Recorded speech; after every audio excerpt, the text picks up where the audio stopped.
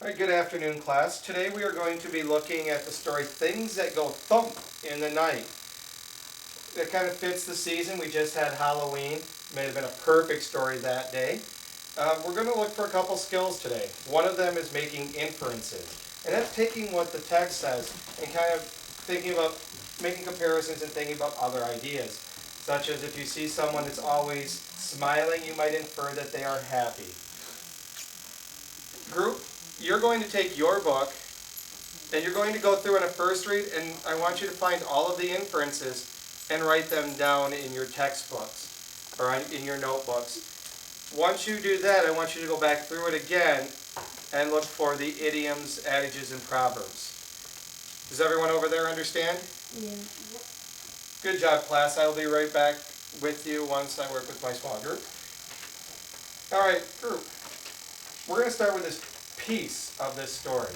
Instead of going through the whole story at once, I want to start with a mini section on making inferences. I'm going to give you one copy and you one copy, and I will use the teacher's edition here.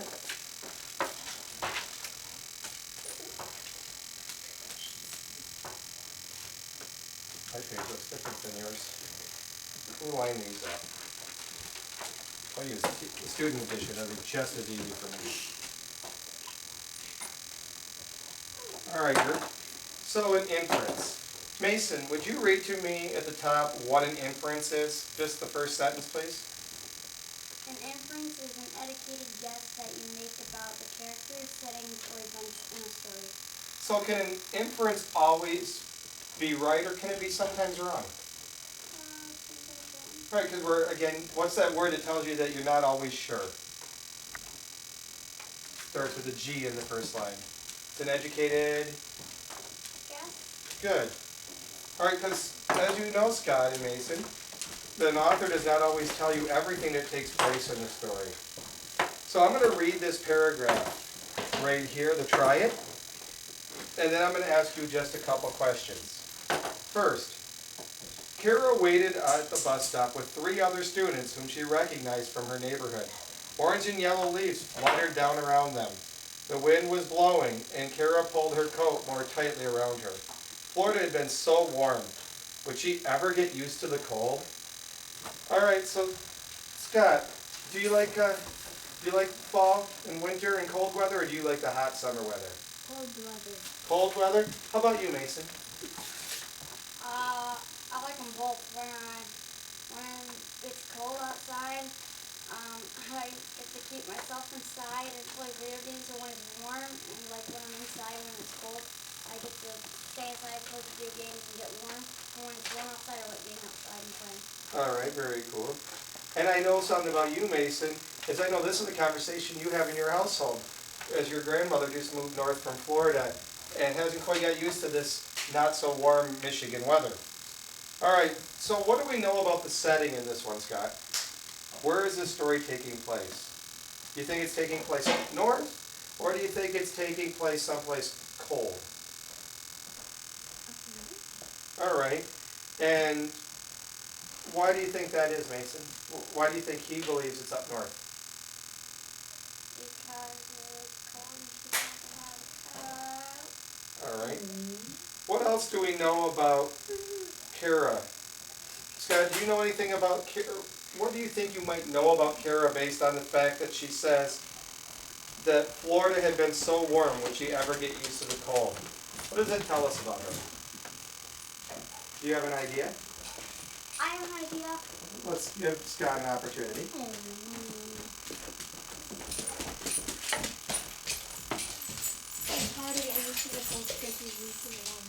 All right. So, and Mason, what was your idea?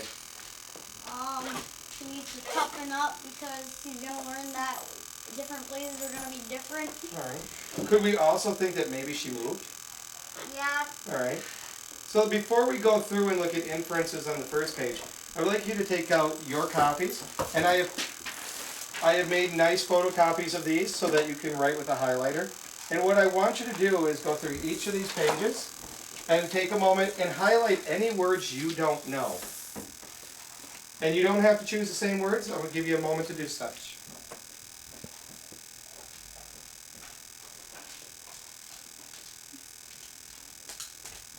How are you doing over here, group?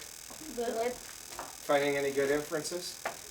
No, not really. Not really. Has there been any cool sayings in your story? Yeah. All right. You guys like Halloween stories? Yeah. Good.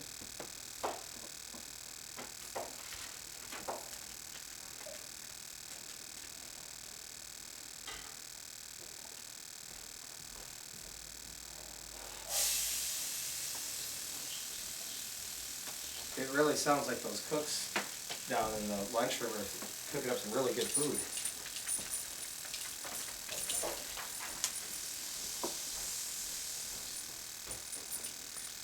Have you, this group, have you guys run across any words you don't know?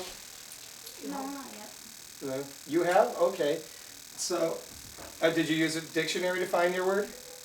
Yeah. All right, good. Remember, if we run out of dictionaries, you find a word you can't find in a dictionary, we do have online dictionaries, like Merriam-Webster, which is m-w.com if you guys need to use it. I couldn't. What do we have here I for words? couldn't find any words that I didn't Oh, realize. all right, cool. So you didn't find any you didn't know. I found three. All right, so Mason, as my, you're going to be my teacher for a moment. What do you think the word exaggerate means? He's not really being like, he's not really being like 100% like, I don't know really how the word is. It's like, she's not actually like literally saying what she means. All right, so let's look at the context, see if that works. There's nothing like starting your fall break in the middle of a thunderstorm. Maybe even the worst storm ever recorded. Okay, so maybe I exaggerate a little bit and make things seem worse than they really are. So to exaggerate, Scott, could that mean to make things either better or worse than they really are? What do you think, Scott? All right, good. All right, mention. Let's see what this word could mean. She mentioned something about the last time I went with her. And I know that you, well, let's see here. I'm going to give you a source that you can use. So if you're not in, I think I see it last I will make it easier for you to see. You're going, I'm right here at merriam-webster.com, and I can hit the word mention. I type it in. I know that you struggle with using a dictionary, so if I do that, I can bring it in. A short statement about something or someone. So you mention something, you're saying something. So it's another way of saying said. And since we've taken the word said out to the vocabulary graveyard this year, that's a good choice. Finally, talons. Have you ever heard the word talon before? Okay, good connection. Hands that look like bird talons. Oh, so could they see in hands in bird? Could they be like bird hands? These that come down and grab. Exactly. Grabbing salmon or whatever. So we have talons. So now we have some vocabulary words. If we don't know the vocabulary words, it's harder to get inferences, isn't it, Mason? Yeah. All right. So what I want you to do is I'm going to have you take turns doing paragraphs. If you get stuck on a word, I want you to help each other out. So, Mason, I'm going to have you read first as my expert reader and come through here. And then you're going to get the second paragraph, Scott. And we're going to try to see if we can find any inferences. And just so you know, it says here, how does Zuri feel about staying at the aunt's house? So that's what we're kind of wondering about here first. So go ahead, Mason. There's nothing like starting your fall break in the middle of a thunderstorm, maybe even the worst storm ever recorded. Okay, so exaggerate it a little and make things seem worse than they really were, but I'm telling you, the thunderstorm was fierce that night. My mom dropped me off at 1313 Blackbird Circle. All right, go ahead. Lightning flash, thunder boom. The wind howled on the center of a creepy old house. Yet the game belonged to my mom's older sister. And That's not a common name, is it? Drusilla. Kinda makes you sound scary and creepy, doesn't it? No. I'm picturing a Scooby-Doo character for me. I'm imagining something. I'm picturing my dog Buddy. He's really derpy. I imagine something from the Bible. I know there's something like that. Alright, very good connection. Mason, go ahead and read the next paragraph. I'll take your copy. Yes, ma'am. Can I go to the bathroom? I'm right after this lesson. Mom had to go to Philadelphia for work, and even though I begged, she wouldn't let me come along. She mentioned something about the last time I went with her on a business trip and how I challenged her boss to a chess game and beat him. Alright. Alright, go ahead, Scott. Next paragraph. How was I supposed to know how he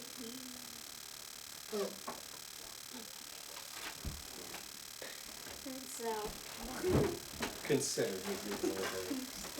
how I said him I don't see the flag. Now zoom. Don't bite that hand. You, Mr. Gerlock. I just made that paycheck. Sign my paycheck. Alright, so what can we infer about Mr. Grimlick? What is their relationship to Zuri? Who signs a paycheck? a boss, You. The government, the boss? the Some- bank. Well, you have to sign your paycheck when you go to the bank, otherwise they're not gonna give you any money. But it's the person who signs the check when you get paid, just like my boss would. Alright, Mason, next one. We're on to page 2. And this is the last page we're gonna do today, because I'm breaking this into sections for us. And we'll do the next section Can tomorrow. I read the whole thing? Just the first paragraph, please. Okay, I understood, but that still didn't make it any easier to spend a week in that big, weird house covered with creeping vines and cobwebs. Mom said that Aunt Drusilla was just too busy to trim back the vines and knock the cobwebs off the front porch, but I think she liked it that way. After all, she did install that strange-sounding doorbell that scares anyone who dares come to her door. Good job, Mason. That's good. Good evening, sweet Zimmer. Aunt Drusilla? Drusilla called out to me, reaching for my raincoat. We with hands that looked like bird tongues. Is it frightening? Wicked. Wicked? It wouldn't be. It's raining cat jokes. All right, before we go on to Mason, I really like that you're putting a little inflection from your voice. While it might be kind of just fun for you, that's really more how we would tell a story, because we never tell a story like lightning crash, thunder, boom, the wind howling. That'd be It will boring. go like lightning flash, thunder, boom. Yep, very good, I like that. All right, go ahead, Mason, with the next paragraph. The thing it says 7. Yes, paragraph 7. It sure is Aunt Drusilla. Okay, I don't know her name. Drusilla. Drusilla. I replied, lightning flashed again, casting shadows, long shadows across the ancient-looking paintings on the walls. Mom said she was sorry and she didn't have time to come in, but she had to get to the airport. All right, next paragraph, back to Sky. Drusilla called even at a time. She was up at the crack of dawn to check her homework once more, or got to her head started on her shoe clothes Chores. The early bird got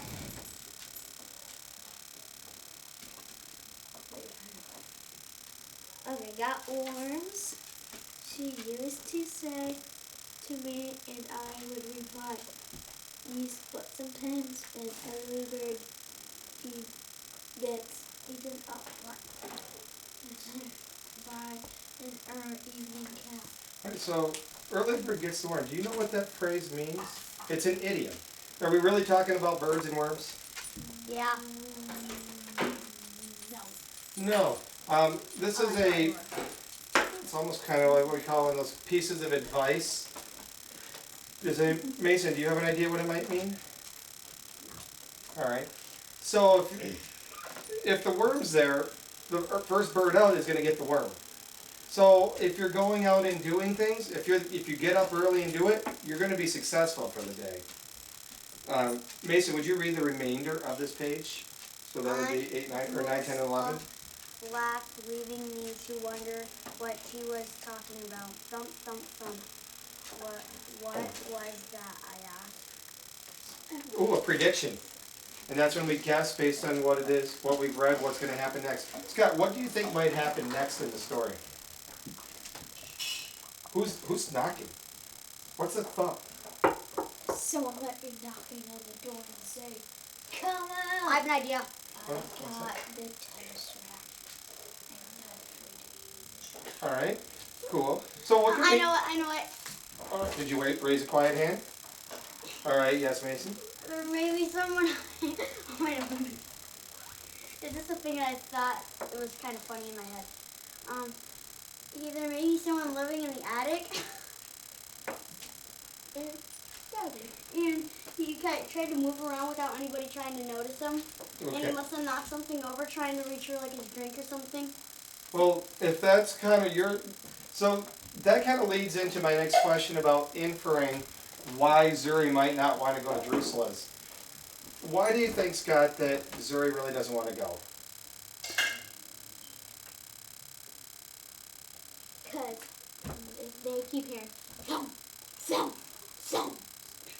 So what emotion do you think that gives her?